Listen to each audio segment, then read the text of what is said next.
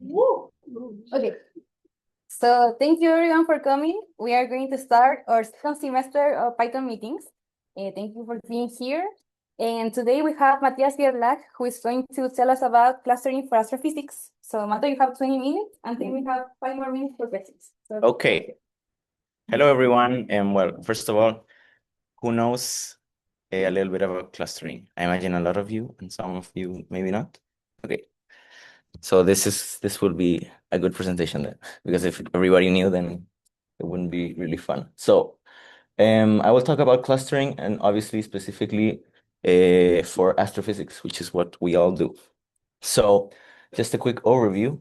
I will talk about why clustering is useful in astronomy. I will talk about the main clustering types. I think I will talk about this just quickly at the end about preparing the data, which is, as some of you may know, the most important part of any machine learning, either supervised, unsupervised, or semi-supervised algorithm. You have to prepare your data correctly. And then I will talk about 3 types of clustering algorithms, k-means, which is a really simple one. I wanted to talk about Gaussian mixture modeling, but I didn't get the time to do it, so sorry for that. And then I will talk about density-based clustering algorithms called DBSCAN and HDBSCAN, which is the hierarchical version of the first one. And I will obviously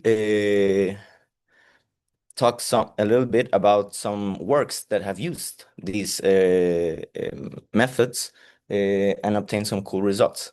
So you know that, okay, so this isn't just some ethereal algorithm with no real use. And I tried to search for papers with at least 20 citations, so it's like at least a little relevant. And just some final remarks. So here we are all astronomers, I think, and we all deal with very different types of data. So I gathered like the main ones. Sorry if I missed yours. So first we have astrometry, right? And I give some examples here, like obviously sky coordinates, distances or parallaxes, proper motions, which are velocities in the plane of the celestial sphere, and radial velocities, among others. We also have photometry, so we can get apparent magnitudes, right?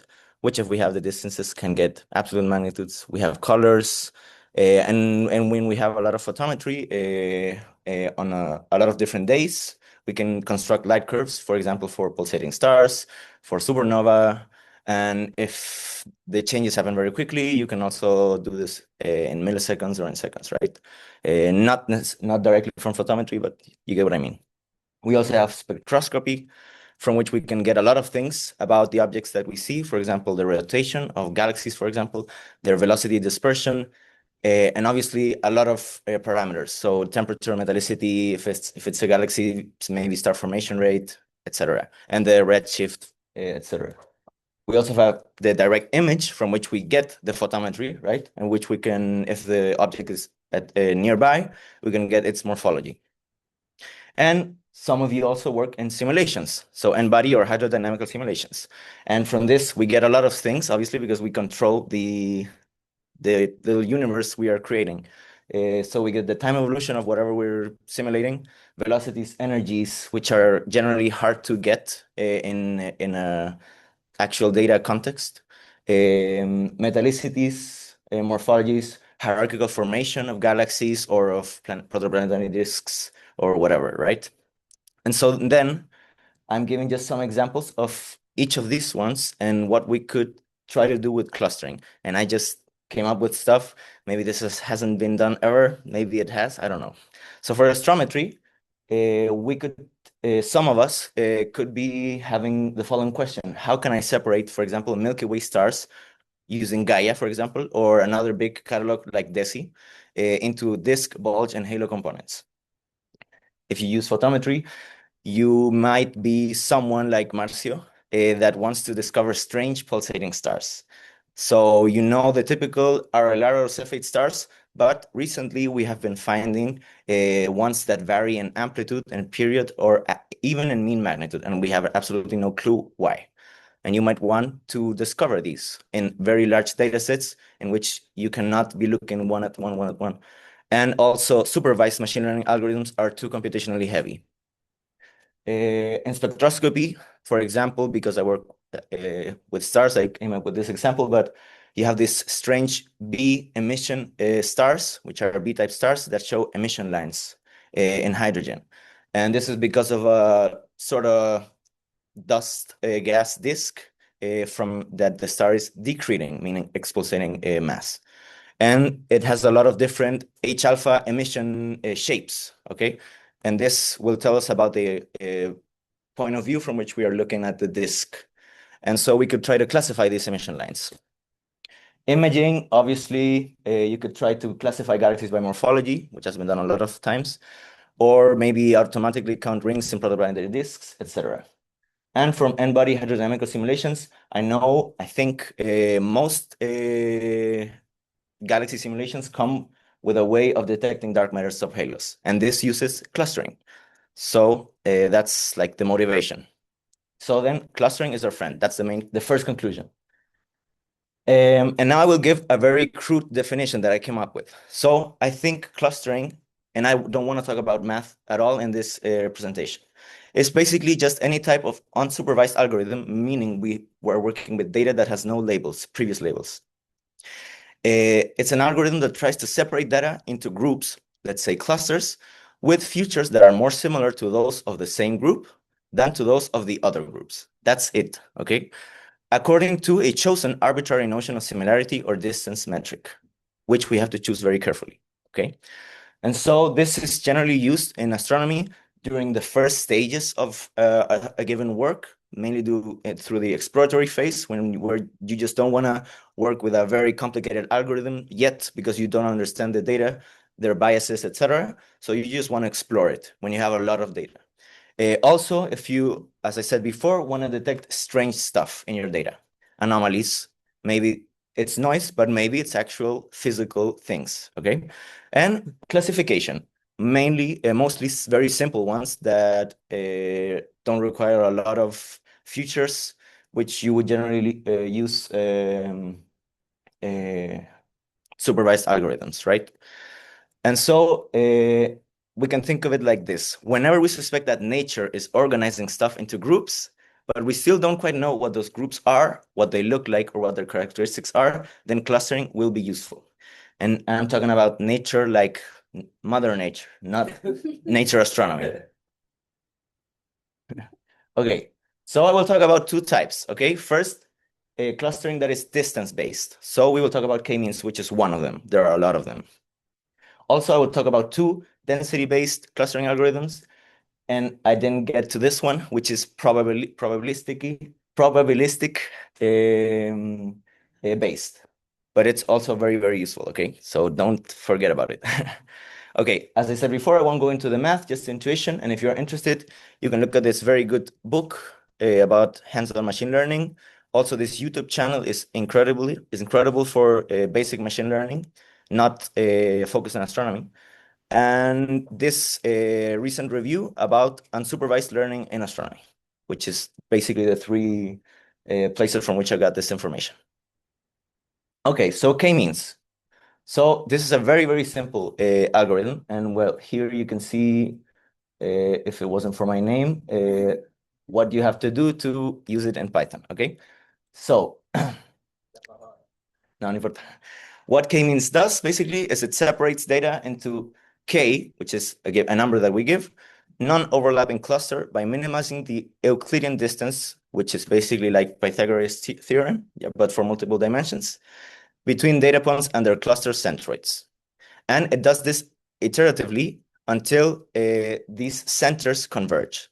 So we will look at an image. So this is easier, okay? So we initialize k cluster centroids. So we assign to k data points. We say, okay, these are the centers of our clusters. Then we calculate the distance to all the other points and assign them to the closest cluster center. Then we recompute the cluster centers as the mean of all the points that belong to this cluster, and then repeat until convergence. So it's easier to look at in an example. This is a two-dimensional example, which is never the case in astronomy. But let's say we are using a K3, okay? So 3 clusters we are trying to find. And so we assign the centers of the clusters to these 3 data points. Then we see that these other points are closest to this cluster, these yellow ones to this one, and so, okay? And so these are the initial clusters. And now we get the mean of each cluster to recalculate the center of that cluster. And we do that again and again and again until convergence, and we get to 3 distinct clusters, okay? So the pros, it's really simple, intuitive, and computationally light. Yes? Can you do that in like n space instead of 2D if you have? Obviously. Yeah, I'm just giving a 2D example, but you always are working with more than, yeah. And the cons is that you must manually choose the number of clusters, which we almost always don't know what the number of clusters is. And it assumes that the clusters will not overlap and they are basically spheric, so Euclidean. And so here we can see a lot of examples where k-means absolutely fails to detect the clusters correctly, right? So this is a meme that I found. Okay.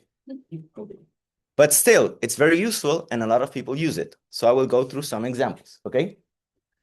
So this is a paper, not necessarily very recently, but still 2018.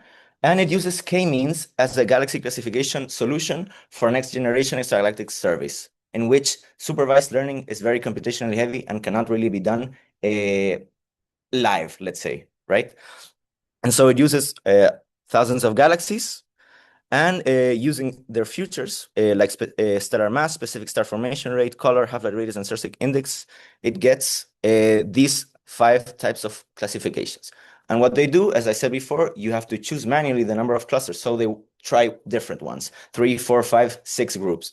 And they just see the ones in which they penalize the ones that are a lot of clusters, in which you are starting to separate data into unnecessarily similar clusters, right? So that's one example. Another example, which I thought was very cool, was this semi-supervised way in which they mix k-means with random forest. So generally for supervised learning, you need a lot of labels. But what happens if you only have, I don't know, 50 labels and thousands or hundreds of thousands of data? Then what they do is use k-means, okay? They use k-means, and if they find a lot of a given type of object with available label, they give to all of the other members of that cluster the same label. And so you exponentially increase the number of labels. And if you do this iteratively, you can get to a pretty good labeling of your data. And then you can run random forest to train it, and you can see that the results between a completely supervised classification with random forest and a semi-supervised classification. Oh no, I duplicated 2 times the same plot, but it's the same. Okay, let me just fix that quickly. Look, you can see it. No, it's here, it's here. Here it is, supervised. Okay. And now I don't know how to go full screen again. 5. Aquí está. Okay. And you can see the results are fairly similar. Using all of the label data, which is very hard to do, or just using 50 labels and then assigning them based on k-means, okay? So that's pretty cool. Now we'll talk about density-based spatial clustering. ¿Cómo voy de tiempo? Yeah, okay. Called DBSCAN. So instead of thinking about distance between points, we think about dense and not dense regions, okay? And so it groups together points that are closely packed in high-density regions and labels isolated points as noise. And so it works by checking how many neighbors each point has within a chosen distance, which we have to give, called epsilon. So let's look. First, we have to define what a neighbor is. Neighbors are points that are close to each other by a distance metric epsilon, okay? So this circle. So all of these guys are neighbors, okay? Core points will be points with at least a minimum number of points as neighbors. So these yellow are core points because they have at least 3 neighbors. This one is a neighbor with a core point, but it's not in itself a core point because it has less than 3, okay? And so these are called border points. Core points will be part of the same cluster if they are neighbors. In this case, they are not. So they are not touching each other within the circle. If not, they are from different clusters. And border points are added to each cluster if they have a core point as a neighbor. And the rest will be noise.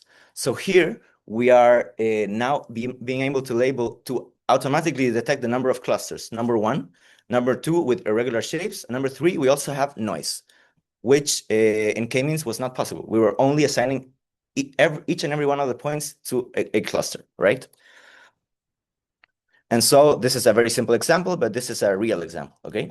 And so I can show you the difference between k-means and DBSCAN. Okay, it's very good. Okay, and basically it solves all the problems with k-means, but still, it cannot handle clusters with variable density, and it is very sensible to parameter tuning. For example, if we have this exact plot, and we multiply each of the axes by 2, it will change, okay? Unless we also change the epsilon value by 2, obviously. And it's also more computationally heavy. Okay, so here I have an example for transiting exoplanet light curves. So generally what you do is you use sigma clipping to get rid of bad data points. But they showed in this paper that instead of using this very simple sigma clipping, you use DBSCAN, you get rid much better of these data points, and you are able to increase the overall transit detection efficiency by 11%. So that's also pretty cool, right? Also, this is used very widely to detect open clusters in our galaxy, okay? So using right ascension and declination, the proper motions, and if you have it available, the distances and rate of velocities, hopefully, they are able to detect these things that in sky look very random points, but if you look at them in proper motion space, they are very tightly packed. So they are probably co-moving groups of stars that came from the same star population, which is further confirmed when we look at this color magnitude diagram, okay? So that's also pretty cool. Finally, I will talk about hierarchical DBSCAN, also called HDBSCAN. Yes? In the DBSCAN, we have to give the distance. You have to give the distance metric, exactly. So if you don't know... If you don't know the density that you expect for the points, you will get it wrong, exactly. So this is why this is the best overall, okay? But as I showed you, all of the other algorithms are also present in some papers. And so depending on your case, it can still be very useful, okay? So finally, HDBSCAN is built upon DBSCAN, but far, far more complex. It has a lot of math, but in summary, I will try to explain it in 3 steps, okay? The first one is, we will run DBSCAN multiple times while varying the density threshold, okay? As we decrease density, meaning as we go here down, clusters will split up into multiple clusters, right? We do this until every point is a single cluster. And with this, we can construct a hierarchical tree, also called a dendrogram, okay? Dendrogram, like this. And what we want to do, because this is a lot of information, is we want to condense this in what we call a condensed hierarchical tree. So this gets a little harder to imagine, but try to stick with me. We will try to consider not that clusters change every time we change the density threshold, but that clusters just change, meaning they lose points as we decrease the density, okay? And so what we do is we say that a cluster survived the density change if it lost less than this number of points. So now we have 3 parameters to choose, okay? If not, we consider that the cluster actually split up into 2 separate clusters. And so now we can see how much the cluster survives as we vary the density. And if we we integrate the area of the surviveness, or the how much time the clusters survive, we can get the most stable ones across all densities. In this case, it's this one, and this one, if you integrate, okay? It's that simple. And now you get a cluster that you can see survives through a lot of different densities. Another one that, while still didn't survive through a lot of densities, has a lot of stars, okay? So it's very wide. And so we still consider, in terms of integration area, it's still the most stable one among its children, okay? So... we can see that here we have an example with DBSCAN and here HDBSCAN. So in the case of DBSCAN, it struggles a lot with this one because it is much less denser than those other 2, okay? And so here it works perfectly. if we multiply the data by 2, the results change for DBSCAN, but they're exactly the same for HDBSCAN because it works through all the densities, okay? So I will give a few other examples. Here we have an unsupervised star galaxy and QSO classification using HDBSCAN. So here they gather a lot of different colors from a lot of different places. These ones, all of these colors. And they use this similar to the semi-supervised example I showed you before. And then they can train a random forest and get excellent results without any single label, okay? So that's great. Another example is untangling the Galaxy 1 local structure and star formation history of the Milky Way. So focusing mainly on the disk, okay, between -30 and 30 in galactic latitude. They use HDBSCAN using 5D kinematics, so 3D position. So you have the distance available and the 2D velocity, so no radial velocities. And discover a lot of these structures that were previously known, but it's still good to know that it's working as expected, right? So just a comment, HDBSCAN actually did not cluster these together. So it clustered them into very little clusters. And so they had to manually then reconstruct them based on some threshold, okay? But it still eases up the job a lot, okay? But it's not always just click and go away home and watch a movie and then go back and it's all done, okay? Don't be so lazy. Okay, finally, another example is nearby stellar structures in the galactic halo from the DESI Milky Way survey. So this is one of the most recent ones. Actually, Ting Lee came and did a colloquium last year. And again, they do the same, but they have DESI, which is a spectra. They get radial velocities. So it's much easier. This is very important if you work on the Milky Way. Radial velocities allow for the distinction of very, very closely packed together substructures. When you don't have radial velocities, it's much harder, okay? And so they are able to recover very, very close in energy, okay, clusters, which are actually stellar streams, okay? And they all belong to known substructures, which is also a good sign, right?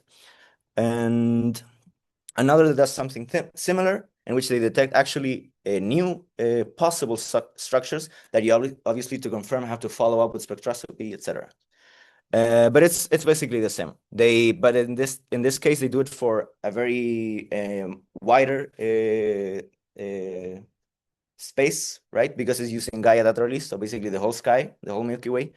And they are able to separate, for example, the Gaia Sausage Enceladus part of the Milky Way from the hot disk, from other important, dwarf galaxies and stuff like that, and the Helmi string, which is also very important. So that's it. So some key takeaways about clustering is that it's cool and useful in many contexts. And obviously, these I only show you 3. There are hundreds maybe nowadays, but these are the most important ones, I would say, with Gaussian mixture modeling, which gives you probabilities of belonging to a cluster and not just, binary yes or no belonging to a cluster. But it has the limitation that it assumes a Gaussian distribution. That's basically it, but it's still very, very useful.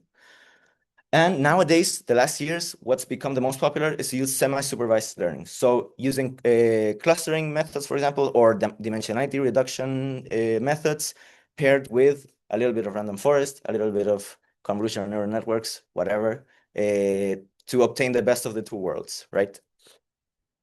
And as you may know, the most critical step in the algorithm is not the algorithm itself, although you do have to be careful which one to choose, but the choice and the scaling of the features. You have to scale them correctly because you're, in the case of k-means, for example, you're using Euclidean distance. So you're for example, if you were trying to discover streams, you're using right ascension and declination, which are already not the same, right? Because declination is warped along the poles. You also have proper motions, which is not in the same units. So you have to be able to scale them correctly. And that's why, most definitely, the first time you use clustering, your results will be bullshit. Your brain needs to have physical intuition. That's why we are still important. Understanding which properties best distinguish different objects is key to obtaining meaningful results. Thank you, and see you next time.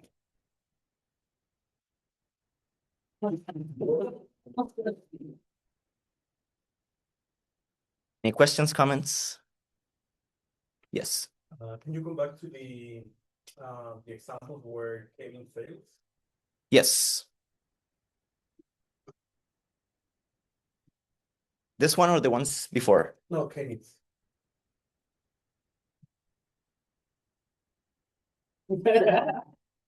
Oh.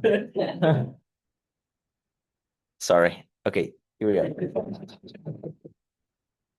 So in the last example, Mhm. with the kind of intertwined horseshoe shapes, Mhm. do you think there's a way to generalize k-means so that we find clusters not as null point being closest to a single cluster center, but rather to a single cluster cove? Yes, there's a thing called fuzzy k-means, which assigns probabilities given how close it is to each of the clusters. So you can get probabilities to which is the most probable. That's an important point, yes. And you can also, there are also like modern k-means in which you can choose the distance metrics, so not necessarily Euclidean. You can change you can parameterize your data as you want.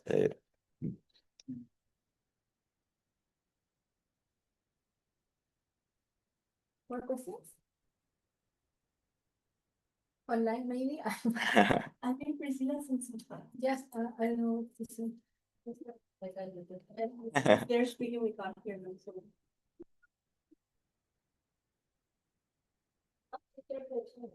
Yes. Voice. Oh. Oh.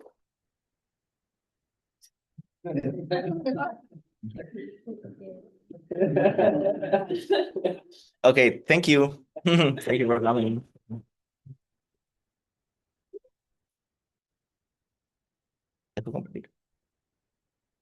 Like, yes, yes, a like button. Like, share, subscribe in our YouTube channel.